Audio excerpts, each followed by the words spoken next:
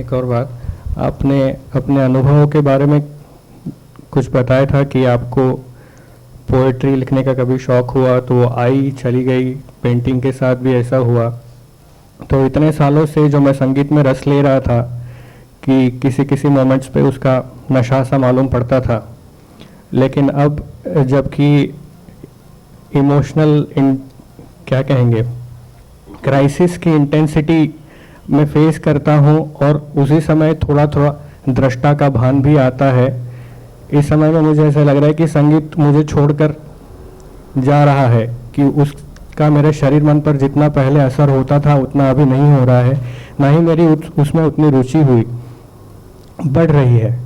ऐसा और एक पहली भी बार हुआ था, एक 2-4 साल पहले ओशो की किताबें पढ़ पढ़ के बहुत रस आता था, बहुत खुशी होती थी, ऐसा लगता था कि बस पढ़ते पढ़ते पहुंच जाएंगे। लेकिन कुछ ऐसे हालात हुए उसके बारे में कि ऐसा लग रहा था कि उन्होंने हाथ पकड़ के इसके बाद छोड़ दिया, ना उनकी किताबें कुछ असर कर रही है ना तो बाकी लोगों की। जब मैं खोज में पड़ा तभी यूट्यूब में आपके दर्शन हुए और ऐसा लगा कि उन्होंने ही हाथ पकड़ के आप तक लेके आए। तो ये एक और बात मुझसे पूछनी थी कि ये संगीत भी ऐसा लग रहा है कि विदा हो रहा है, क्या ये सच में ऐसा है या फिर कोई नई रिफाइनमेंट लेके वो फिर से आएगा?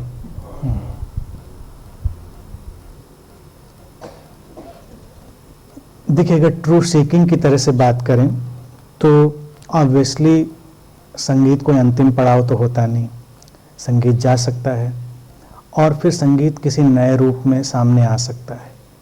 अगर इतने दिनों से आप लोगों ने मुझे सुना है तो आप ये समझ ही गए होंगे कि मैं बिल्कुल प्रैक्टिकल अप्रोच रखता हूँ।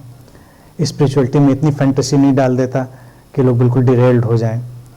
अगर संगीत आजीविका की तरह से हमारे पास है, यानी कि उससे हम अपनी अर्निंग भी करते हैं और सर्वाइवल भी हमारा उस पर बेस्ड है, तो बेशक उसको पकड़ के रखना हमारे लिए एक व्यावसायिक चुनाव होगा और हम उसको पकड़ के रखें भी तो कोई हर्जा नहीं है।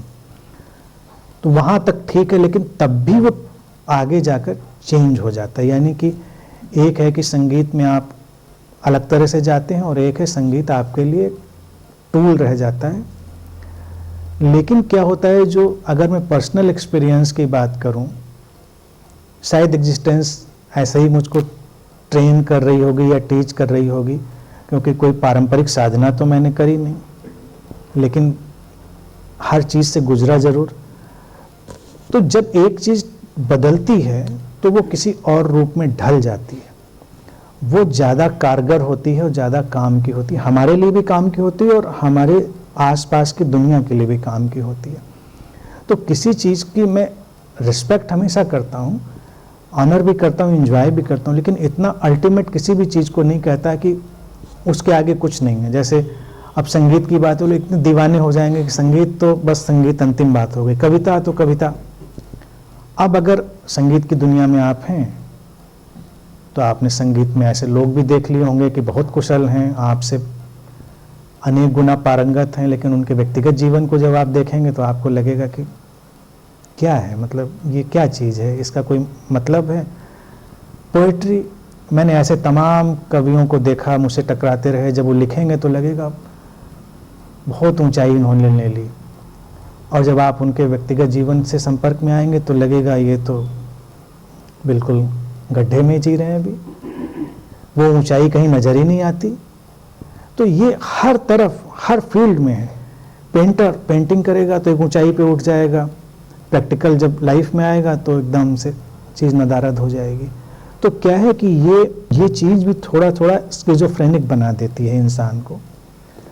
ताओ में मैं हमेशा प्रेफर करता हूँ, एक कहावत है बड़ी मुझे पसंद है, ताओ जो दर्शन है लाओ त्ज़ू का, तो उसमें वो एक कहते हैं कि जब कोई पेंटर अपनी पेंटिंग की हाइट पे पहुंच जाता है तो वो पेंटिंग के सारे टूल्स छोड़ देता है। संगीतज्ञ जब संगीत के ऊंचाई पर पहुंचता है तो संगीत के उपकरण जो भी होते हैं सब छोड़ देता है। इसी तरह से वो सारा कहते चले जाते हैं आगे आगे। मैंने इसको रियलाइज़ किया, आपने सुना होगा तो मैंने कंट्राडिक्टरी मेरी चॉइसेस थी, not only poetry, mathematics, maths, poetry, painting, सब। और जब ये गई हैं तो इतनी एब्सोल्युटली गई हैं कि मुझे कोई उनसे अफसोस नहीं रहा, ना मुझे कोई उनसे। लेकिन आज अगर आप पूरा मुझे गौर से देखते रहेंगे और मेरे साथ में रहेंगे, तो वो सारी चीज़ें एक नए फॉर्म में अभी भी इनबिल्ट हैं। वो मैथमेटिक्स भी इनबिल्ट है, वो पोइट्री भी इनबिल्ट है, और वो पेन सब इनबिल्ट है बिना किसी प्रयास के। और ये ज़्यादा जॉयफुल है, ये ज़्यादा अच्छा है, लोगों के काम का भी है। और एक जब ट्रांसफॉर्मेशन आता है और ट्रांसफॉर्मेशन के साथ कोई करेज के साथ फ्लो करता है, मैं अपने केस में कहूँ तो आई वॉज फॉर्चुनेट कि मैं फ्लो हो गया विदाउट एनी एफर्ट। मुझे कुछ उससे लगाव नहीं था कि ऐसा होना चाहिए। तो पूरी एग्जिस्टेंस आपको कोऑपरेट करती है, एग्जिस्टेंस आपको सपोर्ट करती है, ऐसा नहीं एग्जिस्टेंस छोड़ देती है आपको।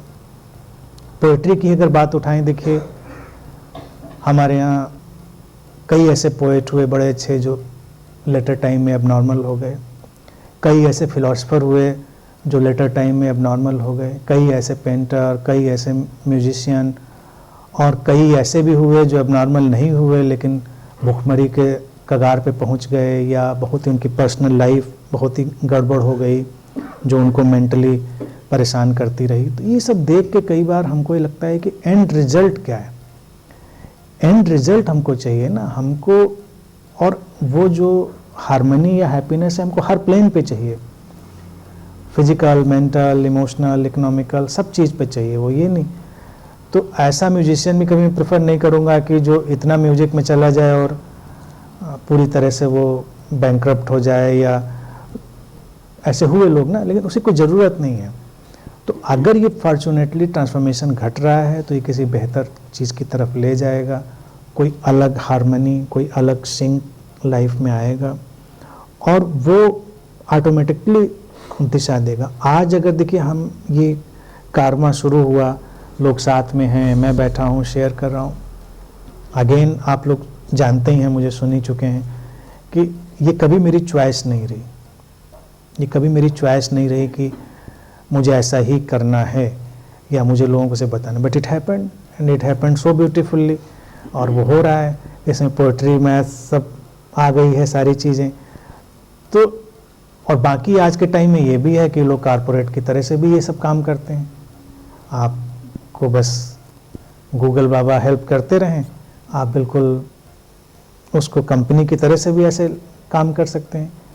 लेकिन कंपनी की तरह से काम करने पे भी लोगों की ज़िंदगियां कितनी बदलती हैं ये नहीं पता। पिछले 20 साल से देखिए मैं लोगों से इंटरेक्ट कर रहा हूं, और चूँकि डेटा रखने का भी मुझे कोई इंटरेस्ट है, शौक़ नहीं रखता कि टेस्टिमनी की तरह से रजिस्टर पलटा जाए कि ये पीकू देखिए इनलाइटेंड हो गए थे, ये 2003 में वो हो गए थे, ये हो गया था, ऐसा मतलब कोई डेटा नहीं रखते। But I am very satisfied and happy कि इतने लोग ट्रांसफॉर्म्ड हुए हैं, जो यहाँ आए गए, साथ में रहे, इतनी उनकी ज़िंदगियाँ बदली हैं। It's so satisfying and enriching, जो डे बाय डे मैं देखता हूँ। तो होपफुली जब आपकी लाइफ में भी चीज़ें कन्वर्ट होंगी तो आप अपने को ही नहीं एनरिच करेंगे, अपने आसपास के एनवायरनमेंट को भी बेशक एनरिच करेंगे।